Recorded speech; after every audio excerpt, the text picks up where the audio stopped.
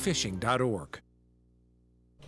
Right now at 10, Mercy Hospital hosts their Stick It to Cancer event. And Arkansas Governor Asa Hutchinson addresses concerns over school safety following the events of Uvalde, Texas. Plus, highlights from the matchup between the Joplin Outlaws and Des Moines Peak Prospects. You're watching the KOAM News at 10, and it starts right now. Thank you for joining us tonight. I'm Chris Warner. 3 inmates from the Berry County Sheriff's Office have escaped. 29-year-old Lance Stevens, 29-year-old Matthew Crawford, and 37-year-old Christopher Blevins escaped from the Berry County Jail this morning. Stevens was being held on drug charges and unlawful use of a weapon. Crawford was held on felony stealing, and Blevins was held on drug charges, vehicle tampering, and unlawful possession of a firearm. The 3 men are considered armed and dangerous, and the Sheriff's Office says if you see them or know their whereabouts, do not approach them and call 911 immediately.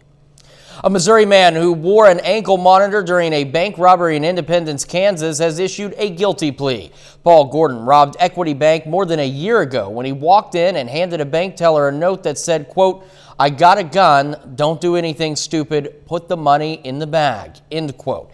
The teller gave Gordon $4,660. Gordon left the scene, but he was able to be tracked. He was wearing an ankle monitor he had to wear from a previous Missouri case. The ankle monitor tracked Gordon to his exact location. He will return to court August 19th for a sentencing hearing.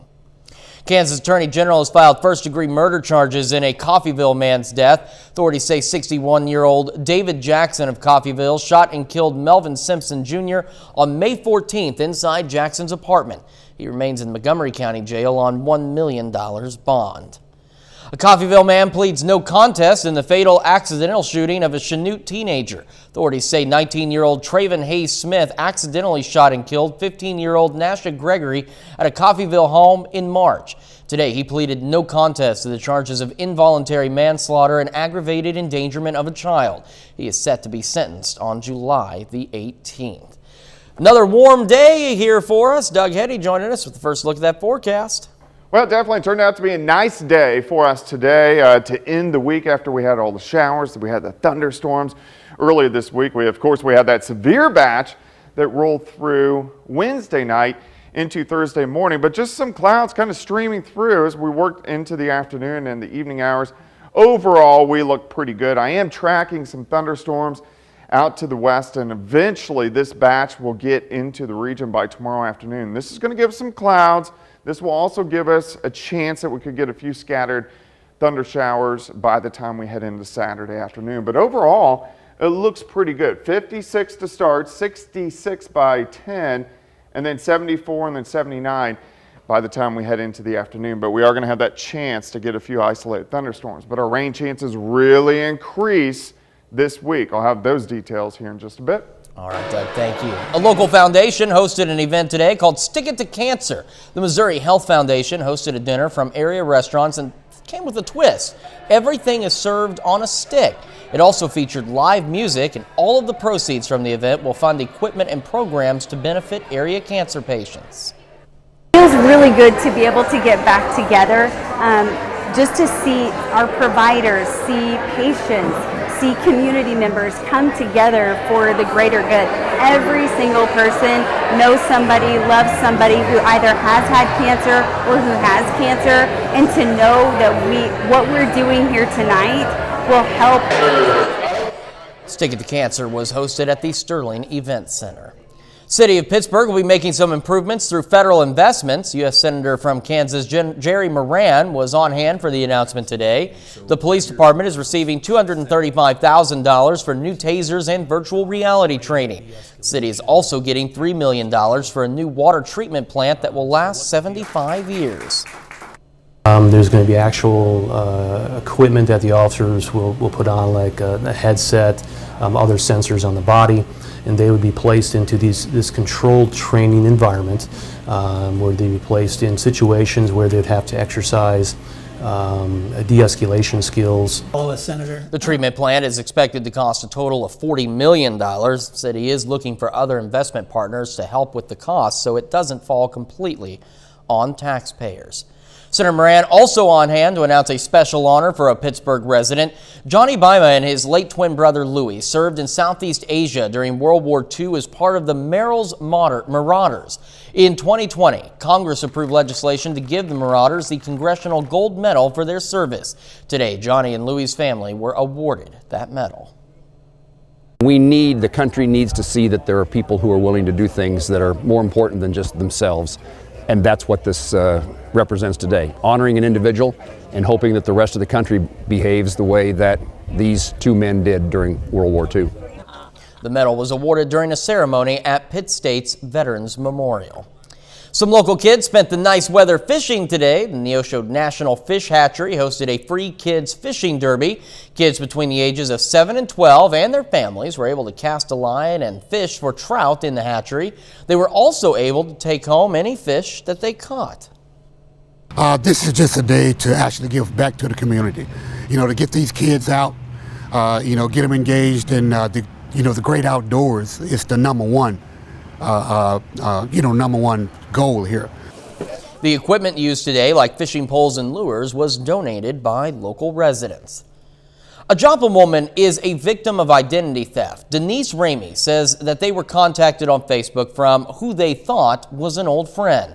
The friend stated that they had a great deal where he just received $90,000, and he said it was easy. All the couple had to do was provide their personal information. After they gave the information, they second-guessed their decision and immediately contacted their bank to watch for fraudulent activity. Denise says the conversation seemed real. Well, a friend from where I grew up in New York asked me how I was feeling because I just had cervical surgery a couple of months before that. And so I got off and talked to him, and one thing led to another. And he started talking about a grant that he had just gotten a huge amount of money from. And he said, and I asked him what it was about, and he said it was a gradient.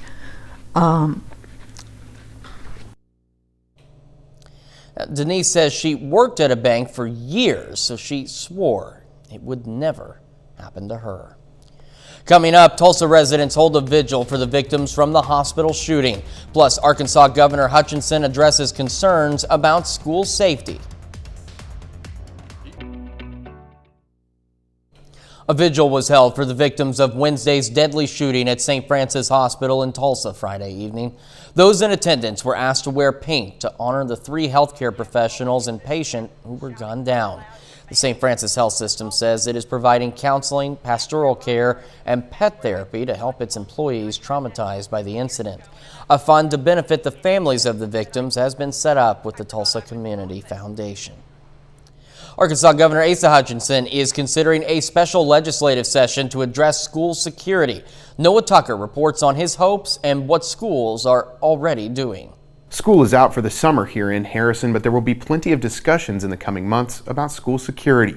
And in Arkansas, money may be on the way to help pay for upgrades. Parents are certainly worried and concerned and asking themselves the questions as whether my child can safely go to school. Governor Hutchinson addressed his main concern on Thursday. As a state, we need to be in a position to for our local school districts in terms of their safety enhancement efforts. Suggesting part of the state's $1.4 billion surplus go towards security grant programs. I think schools will welcome that. Security measures at school districts is very expensive, and anytime we can get some kind of relief or support to have improved access control, improved response times and response situations. Any of those types of measures that we could have some support, we'll take it. Dr. Pratt says those topics are being discussed now by Harrison school leaders. Hey, it's time to take a step back and let's reevaluate what we have, what we need to work on, make sure we have everything in order, if there's stuff that we need to improve on. And making sure that we have our plan solid and clear. A lot of that is keeping school resource officers sharp. The RSRO is a national conference in Florida on safe schools. I'm going to the Arkansas Safe Schools, so we're always working, so it's a priority for us. And whether state funds come from additional upgrades, the district says they'll do whatever they feel is necessary to ensure safety. I think with any tragedy, it's really imperative that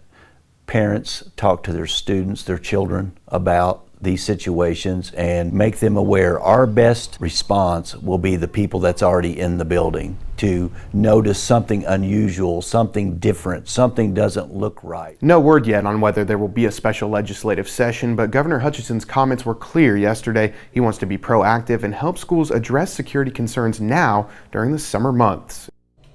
A little later, Jacob Leonard has the highlights for the matchup between the Joplin Outlaws and Des Moines Peak Prospects.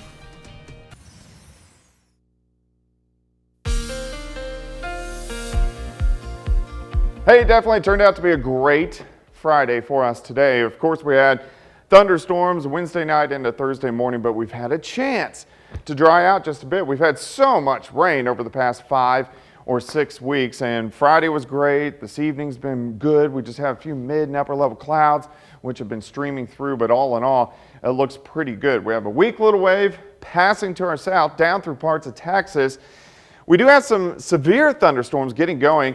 Colorado, New Mexico, through the panhandles of Oklahoma and Texas, and eventually that wave will start to affect us a little bit by the time we head into the daytime hours tomorrow. No big systems out to the west, but we have a lot of weak little waves. And those weak little waves, this time of year, once we get into June, they give us MCSs, or AKA big batches of thunderstorms. And that's what we're going to get over the next several days. Let's go through tonight. We'll stop tomorrow morning.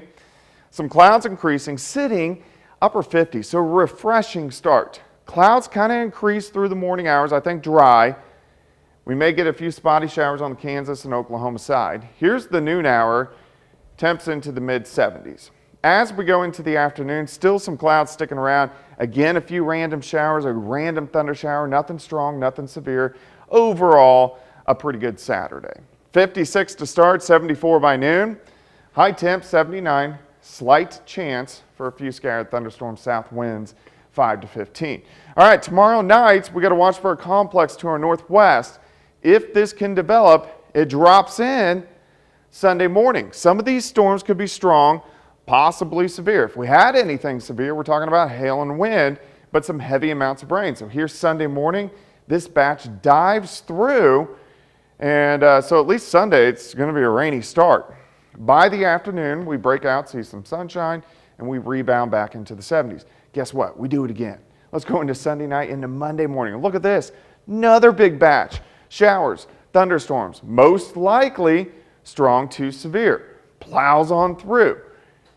And it keeps happening. As we go into Monday night and Tuesday morning, we get another batch of showers and thunderstorms. Some of those could be strong as well. So we get this batch by the time we head into Tuesday.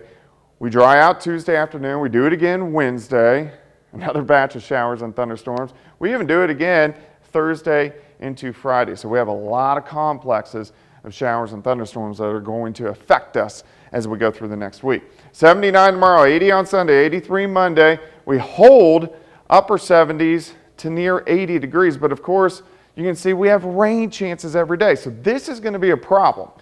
Because the ground is so saturated, we're going to most likely pick up some very heavy amounts of rain as we go through the next week. This is just a model projection, but it gives you the idea that we could pick up 4, 5, 6, 7 inches of rain over the next 6 to 7 days.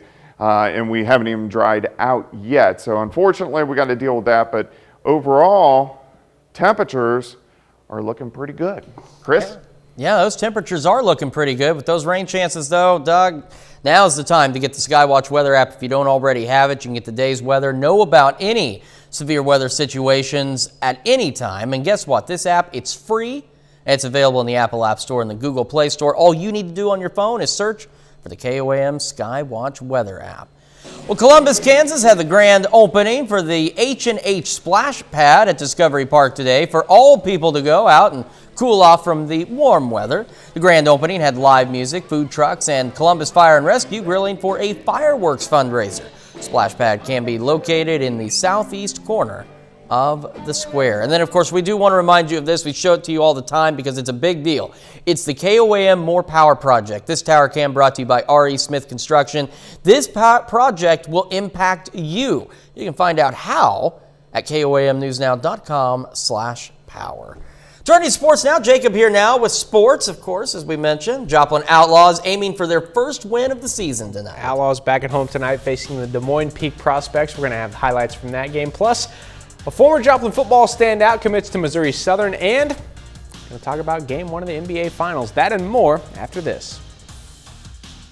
.org.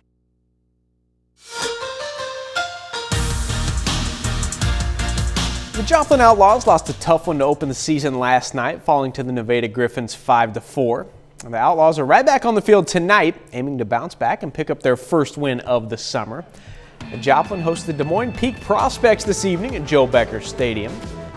Pick it up in the fourth, no score. Carson Carpenter rips it fair down the first base line. He holds up at second. Then Max Bruff going the same way. Puts it in the right field corner. Carpenter scores on the double. Outlaws have the lead. To the sixth now. Joplin down 3-1.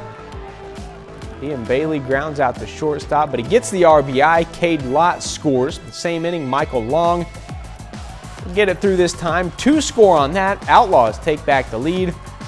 They would pull away after that, getting their first win 10-4. The St. Louis Cardinals dropped their series opener to the Cubs last night, falling 7-5. Now that loss snapped a 3-game winning streak for the Cardinals. Now this afternoon, Cards try to get back on track and even up the series against Chicago. It's not a very good start. Patrick Wisdom here. 3-run homer for the Cubs. Cardinals down 3-0. Now in the third, down just 3-1. Paul Goldschmidt, 3-run homer of his own. Actually extends his hitting streak to 25 games. Cards have their first lead. Then they really started rolling. Fourth inning, Corey Dickerson. His first home run of the season. A solo shot. Breaks a 4-4 tie. Cards back in front. And same inning, Nolan Gorman with 2 on. Up and out for a 3-run homer. His third of the summer. Cardinals pull away and hammer the Cubs 14-5. In the American League, the Kansas City Royals have lost 4 straight and 11 of their last 13. And tonight they try to turn things around against the Houston Astros, who have won 4 in a row. Instead, the Astros win big, 10-3. Bobby Witt Jr. goes 1 for 4 on the night with a 3-run homer. Well, former Joplin High School football standout Alex Curry has decided to come home to continue his college football career. Curry has committed to play next season for Atiba Bradley and the Missouri Southern Lions. Now, out of high school, Curry signed to Division I Southeast Missouri State in 2020. That's where he spent the 2021 season last fall, but did not use a year of eligibility. So he comes to Southern with 4 years of eligibility remaining. Now, before Southeast Missouri State, Curry was a monster for Joplin High School, 2-time first-team All-State pick as an offensive lineman, helping the Eagles finish as the Missouri Class 6 state runner-up when he was a junior in 2019. We caught up with him, and here he is on coming back home to Joplin to finish his college career. First day, I really had it narrowed down to Southern. I wanted to go to Southern really bad, but a couple other schools hit me up. I had a couple D1 schools hit me up, but it was too far from home. I have a lot of weight room goals. I want to get better in the weight room and become stronger. I have a bunch of people around me to help me get to where I want to be, and just physically, I'll be a much better player than I was. Finally, the Boston Celtics have a 1-0 lead in the NBA Finals. Celtics outscored the Golden State Warriors 40-16 in the fourth quarter last night to win Game 1 of the series 120-108. Now, the Celtics did it without their best player, Jason Tatum. Kind of had a bit of an off night offensively. He was just 3 for 17 from the field. Still, though, managed to find a way to impact the game, finishing with a career-high 13 assists. We've talked about it throughout the year, and I've talked to him at length about impacting the game when he's not having his best offensive night. And so did that tonight. You know, obviously going 3 for 17. That's usually not going to happen, but I love his growth and progression in those areas where he's still guarding on the defensive end, still getting others involved, not pouting about his shots and trying to play through some mistakes and some physicality that they were playing with him. And that's a look at sports. We're back with more news after this. We take time now to honor a local veteran. Roger Clark served in the U.S. Army, his hometown, McCune, Kansas. And we salute Specialist Roger Clark, a 4-state hero. Well, hey, if you're ever on the go and you still want to be able to watch our newscast live, just download the KOAM Plus app. It's available free of charge in the Apple App Store and the Google Play Store, as well as on Roku and Amazon Fire TV. It's pretty simple to find. You just search for KOAM Plus. Well, a guy wears 100 pounds of garbage as a suit, and a bright idea turns into an illuminating crusade. Coming up in today's Take a Look at This. This guy's trashy fashions are turning heads and opening minds as an in-your-face call to conservation. The Environmental Protection Agency says the average person can create up to 5 pounds of trash a day. Activist Rob Greenfield turned those eye-opening stats into an eyesore show and tell, creating a suit showcasing a month's worth of personal trash and parading it around the streets of Los Angeles.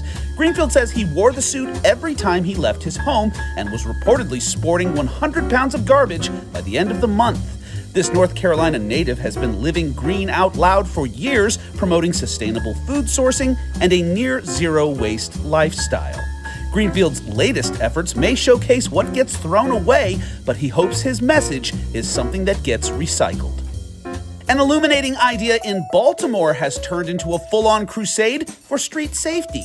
Chris Broughton is known around town as the Light Guy after an idea to use string lights to improve safety on his block took off. I did my block starting in October of 2019, and then it just kind of snowballed from there and became my full-time job. Since then, Broughton has strung roughly 200 blocks around town using eco-efficient LED lights at a minimum of cost. Residents say it's worth it. It's really beautiful. I mean, it brings people together. It's really improved the security and it brightens the place up. Broughton says he's happy to help and hopes this bright idea will continue to shine on.